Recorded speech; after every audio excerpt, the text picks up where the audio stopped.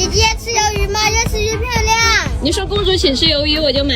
公主请吃鱿鱼，要几串鱿鱼？我就要1串吧。一串够吃吗？不够吗？1串吃的越吃越漂亮，2串的吃的好事成双。那我就要2串吧。可以。哇，这个鱿鱼这么大的。是，每一只都是大只的鱿鱼。啊，弟弟，你烤这个多久了？我4岁就开始帮忙了。那你现在多少岁了？10岁，干了6年。姐姐吃鱿鱼吗？越吃越漂亮啊！要不要啦，姐姐？